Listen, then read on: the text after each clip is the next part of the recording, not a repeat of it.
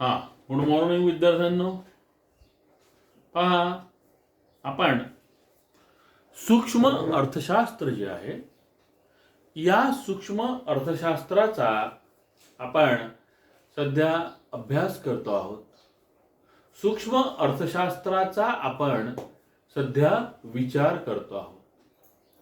अर्थशास्त्राच्या ज्या दोन शाखा सांगितलेल्या आहेत त्यापैकी पहिली शाखा म्हणजे सूक्ष्म अर्थशास्त्र आणि दुसरी शाखा म्हणजे स्थूल अर्थशास्त्र.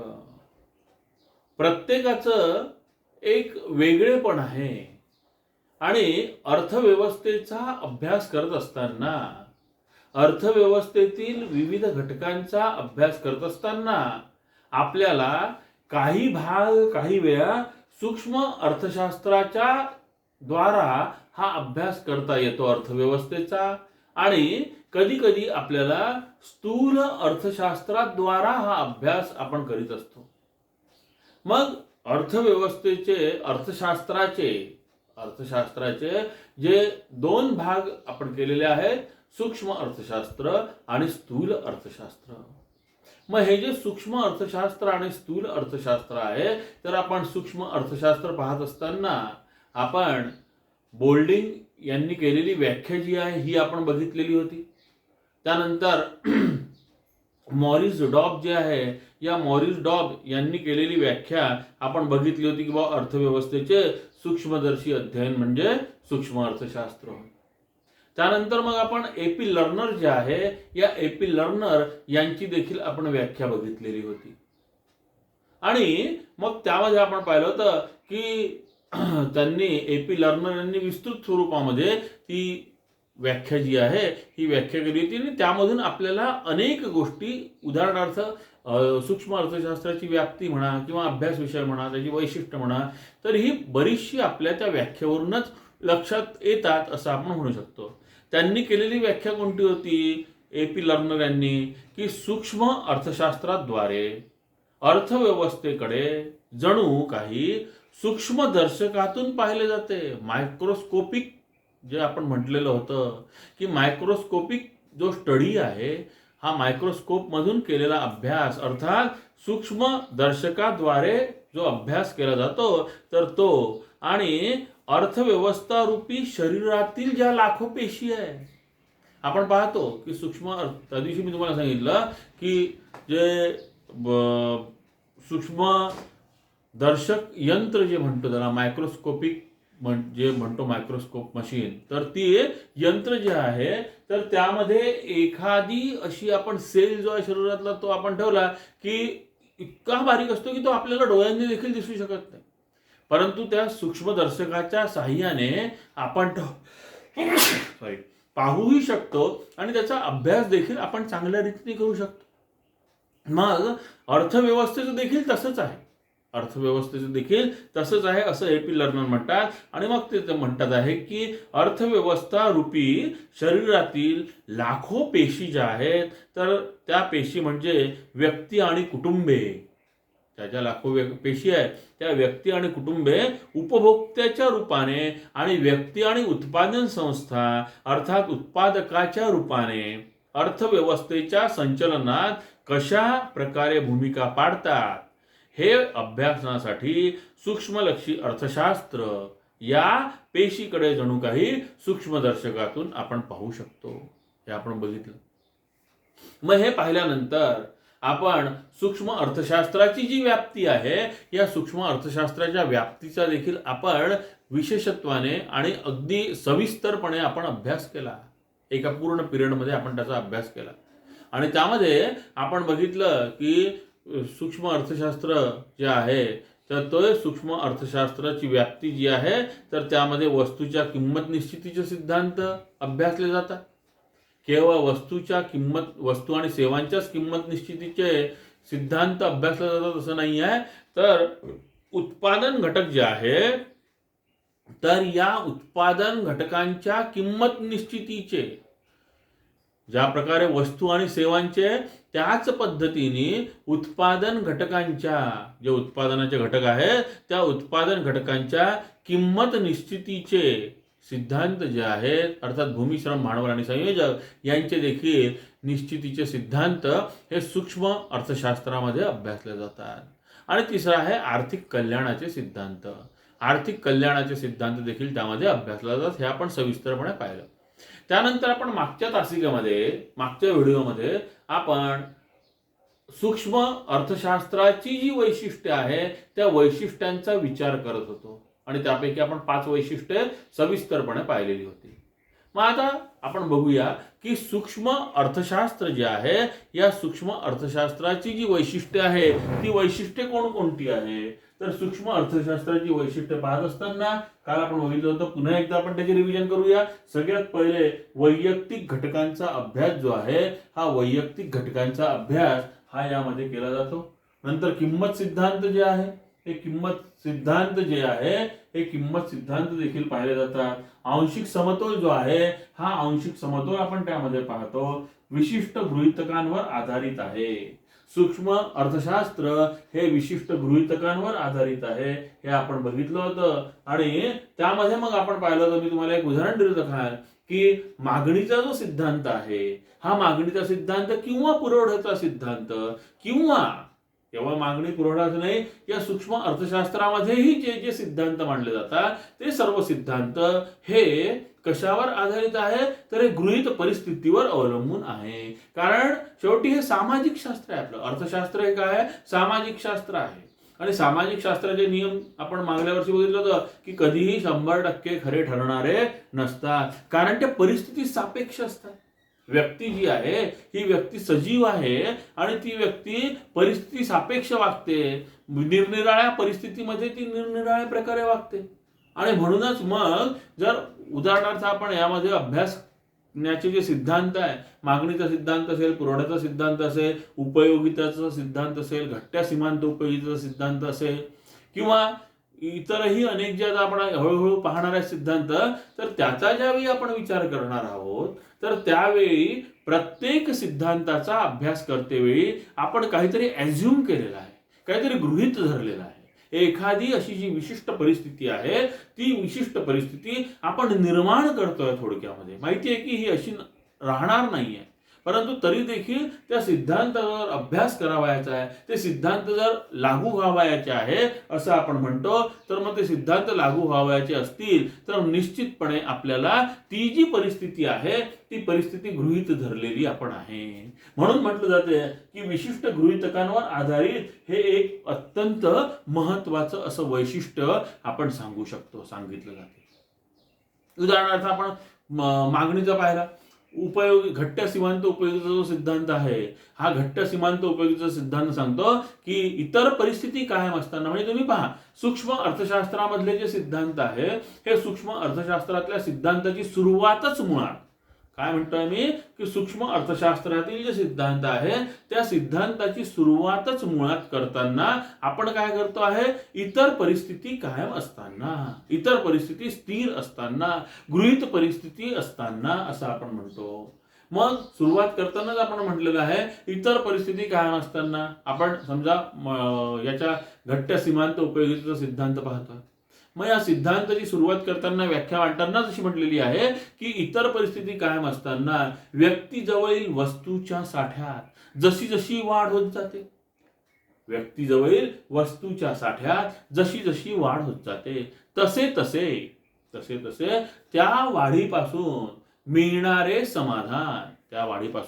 मिळणारे समाधान हे क्रमशः कमी कमी होत जाते किंवा घटत जाते. हा आपला सिद्धांत आहे घट्ट्या सीमांत उपयोगितेचा. मग याच्यामध्ये आपण काय म्हटलं, इतर परिस्थिती कायम असताना, इतर परिस्थिती स्थिर असताना. दुसरा समजा आपण विचार केला पुरवठ्याचा सिद्धांत आहे. पुरवठ्याचा सिद्धांत मांडताना देखील आपण काय म्हटलेलं आहे की अन्य परिस्थिती कायम असताना किंवा इतर परिस्थिती कायम असताना. म्हणजे एक गोष्ट अजून तुम्हाला थोडीशी मी या ठिकाणी एक युक्ती सांगतो की कसे ओळखायचं सूक्ष्म अर्थशास्त्राचा. समजा तुम्हाला एखादा सिद्धांत म्हटलेला आहे, कशावरून ओळखायचे हे सिद्धांत की हा अभ्यास सूक्ष्म अर्थशास्त्राचा आहे की स्थूल अर्थशास्त्राचा आहे. तो सिद्धांत मांडताना इतर परिस्थिती कायम असताना असं जर असेल समजायचं की तो जो विषय आहे हा सूक्ष्म अर्थशास्त्राचा विषय आहे. पुरवठ्याचा सिद्धांत काय सांगतो, पुरवठ्याचा सिद्धांत सांगतो इतर परिस्थिती कायम असताना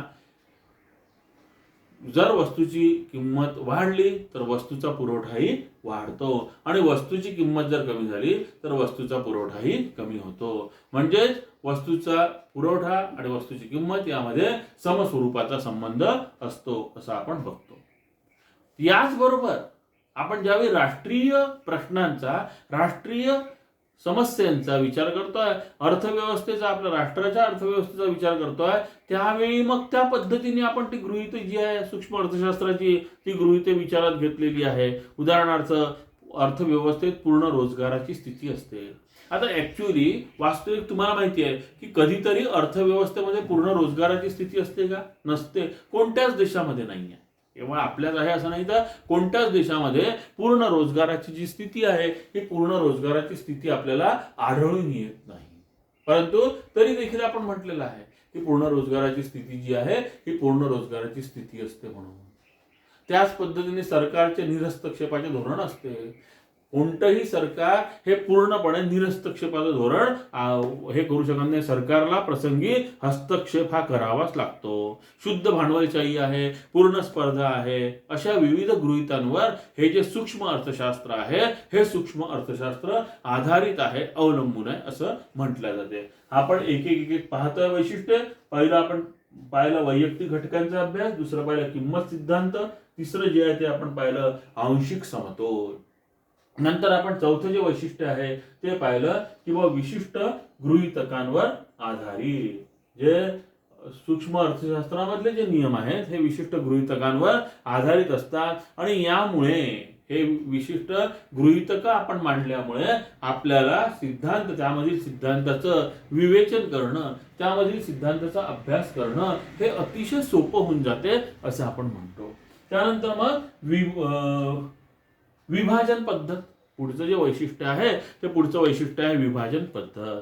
सूक्ष्मलक्षी अर्थशास्त्रामध्ये अर्थव्यवस्थेचे सूक्ष्मलक्षी अर्थशास्त्र किंवा सूक्ष्म अर्थशास्त्र, सूक्ष्म म्हणजे लहान लहान लहान लहान भागामध्ये. मग एवढी मोठी जी अर्थव्यवस्था आहे या एवढ्या मोठ्या अर्थव्यवस्थेचा अभ्यास आपल्याला करावायचा असेल, बारीक सारीक पद्धतीने अत्यंत लहान म्हणजे त्या खोलामध्ये जाऊन जर आपल्याला अभ्यास करावायचा असेल तर मग अशा वेळी आपल्याला काय करावं लागतं, या अर्थव्यवस्थेचे छोट्या छोट्या छोट्या छोट्या भागामध्ये, लहान लहान लहान लहान भागामध्ये आपल्याला रूपांतर करावं लागते, विभाजन करावं लागते. या घटकांमध्ये, वैयक्तिक घटकांमध्ये त्याचं विभाजन आपण करतो आणि त्यानंतर मग प्रत्येक घटकाचा, त्यानंतर मग आपण काय करतो तर त्यानंतर प्रत्येक घटकाचा आपण स्वतंत्रपणे आणि तपशीलवार विचार करतो.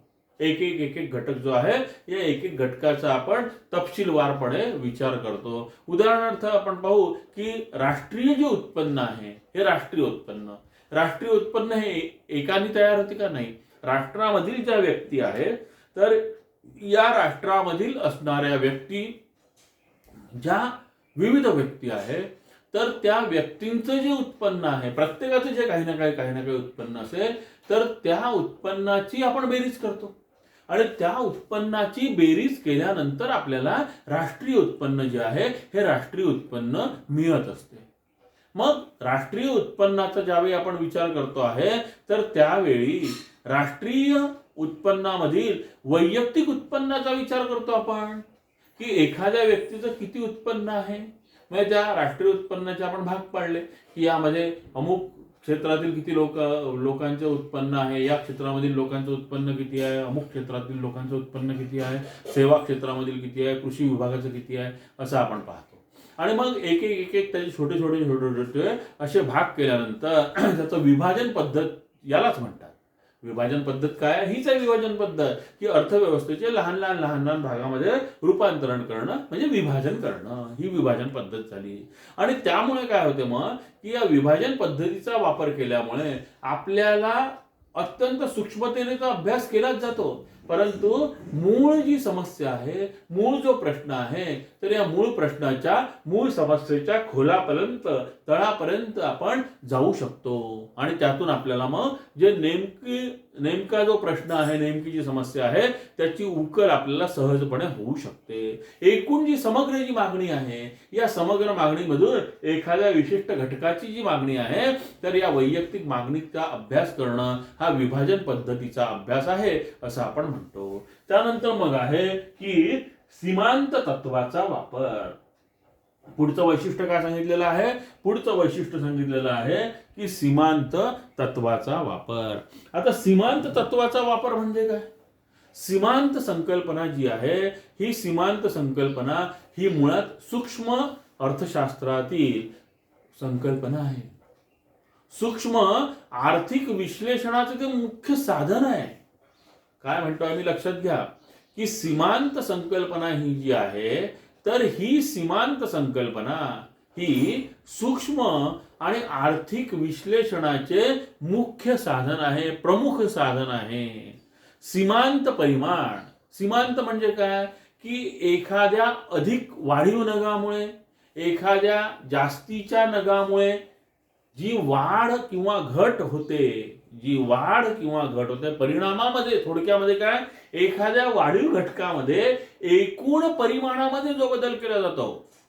लक्षात काय म्हणतो आम्ही तर की एखाद्या वाढीव नगामुळे एकूण परिमाणात जो बदल होतो, तो बदल म्हणजे त्याला आपण सीमांत असं म्हणतो. तो बदल म्हणजे सीमांत बदल होय. उदाहरणार्थ सांगतो तुम्हाला. असा विचार केला की आपण 5 जण आहे, 5 जणांच्या उत्पन्नाची आपण बेरीज केली. 5 जणांच्या उत्पन्नाची बेरीज केल्यानंतर आपल्या असं लक्षात आलं की ती 2 लाख रुपये झालेली आहे. मग 6वी व्यक्ती आली आणि 6व्या व्यक्तीचं उत्पन्न आपण ज्यावेळी विचारात घेतलं, तर त्यावेळी 5 जणांची किती आलं होतं? 2 लाख आलं होतं. परंतु 6व्या व्यक्तीचं जे उत्पन्न आहे ते आपण विचारात घेतलं आणि एकूण परिमाण जे होतं पूर्वी 2 लाख रुपये, ते आता 2,30,000 झालेलं आहे. म्हणजे काय झालं? 6व्या व्यक्तीचं उत्पन्न किती आलेलं आहे? 30,000 आलेलं आहे. सरळ सरळ आपल्या लक्षात आलेलं आहे. बरोबर आहे की नाही? म्हणजे सीमांत म्हणजे एका जास्तीच्या नगामुळे, एका जास्तीच्या व्यक्तीच्या समावेशामुळे काय झालं? 2 पासून आपण 2,30 पर्यंत गेलेलो आहे. मग हा जो बदल झालेला आहे, एकूण परिमाणामध्ये जो बदल झालेला आहे, तर हा एकूण परिमाणामध्ये बदल झालेला यालाच आपण सीमांत असं म्हणतो. मग सीमांत संकल्पना जी आहे, तर ही अत्यंत महत्वाची अशी संकल्पना आहे. सीमांत संकल्पना ही अत्यंत महत्वाची अशी संकल्पना आहे आणि ही सूक्ष्म आर्थिक विश्लेषणाचे मुख्य साधन आहे. सीमांत परिमाण म्हणजे एका वाढीव नगामुळे एकूण परिमाण जे आहे, या एकूण परिमाणामध्ये जो बदल होतो, एखाद्यास घट होऊ शकते, एखाद्यास वाढ होऊ शकते. म्हणून आपण त्या ठिकाणी एकूण बदल म्हटलेला आहे की एकूण परिमाणामध्ये होणारा जो बदल आहे, तर हा बदल होय सीमांत तत्वाचा. जे सीमांत तत्व असते, तर या सीमांत तत्वाचा वापर हा सूक्ष्म बदलांचा परिणाम आणि उत्पादक आणि उपभोक्त्याचे आर्थिक निर्णय घेताना केला जातो. ज्यावेळी आपण उपभोक्ता झालं, उत्पादक झालं, तर यांना आर्थिक निर्णय घेताना प्रत्येक वेळी सीमांत हे जे तत्व आहे, या सीमांत तत्वाचा विचार केला की त्यांना आर्थिक निर्णय घेण्यासाठी सोपं जाते, सुलभ जाते. म्हणून बदल जे आहेत, या बदलांचा परिमाण हा सीमांत तत्वाद्वाराच आपल्याला लक्षात येत असतो, कळत असतो. नंतर आहे बाजार रचनेचे विश्लेषण. काय आहे? बाजार रचनेचे विश्लेषण. मग बाजार रचनेचे जे विश्लेषण आहे, बाजाराची जी रचना आहे, या बाजाराच्या रचनेचे विश्लेषण हे यामध्ये केलं जाते. आता आपण बाजार म्हणजे काय, हा भाग जो आहे हा आपण पाहणार आहे. परंतु आपण थोडक्यामध्ये पाहणार आहे की सूक्ष्म अर्थशास्त्रामध्ये बाजाराचे जे विविध प्रकार आहेत, फॉर्म्स ऑफ मार्केट ज्याला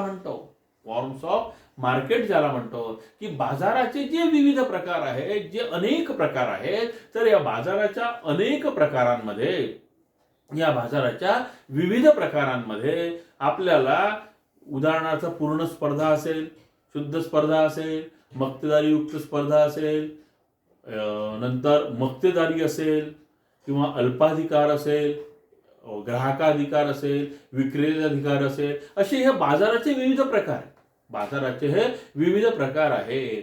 म्हणूनच त्याला फॉर्म्स ऑफ मार्केट असं आपण म्हणतो.